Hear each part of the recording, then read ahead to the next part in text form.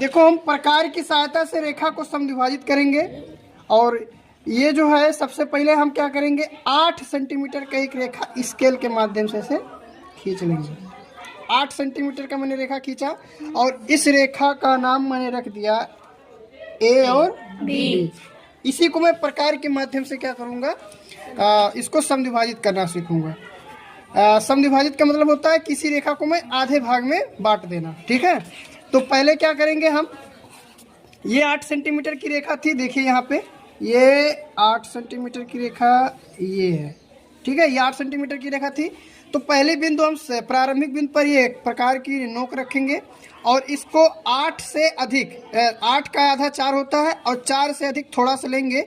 मान के चलिए आप 4 और 5 का आधा लीजिए, 5 और 6 के बीच में जाइए। ठीक है, ये इसका आधा लीजिए। आधे से ज़्यादा आपको लंबाई लेनी है प्रकार से।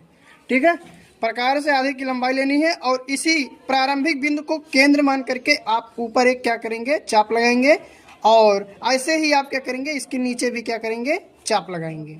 फिर वही लंबाई, प्रकार की वही लंबाई आप क्या करेंगे, बी यानी कि अंतिम बिंदु रेखा की बी का केंद्र मान करके आप यहाँ पे इस पर चाप लगाएंगे और नीचे भी आप क्या करेंगे, ऐसे चाप लगाएंगे। ठीक है, और जब चाप लगेगी तो ये दोनों चाप देखिए आपके जो है कहीं ना कहीं काट रही हैं। तो इस बिंदु, ये जो काट रही है इस कटान बिंदु को आप एक एक पॉइंट मान लेंगे और इसी पॉइंट को आप क्या करेंगे, मिला देंगे, एक दूसरे से क्या कर देंगे, मिला देंगे। और मिलाने के बाद एक लंबी रेखा खींच देंगे, ऊर्ध्वाधर रेखा खींच देंगे और इस रेखा का कोई नाम दे दीजिएगा जो होगा आपका, जैसे सी या डी।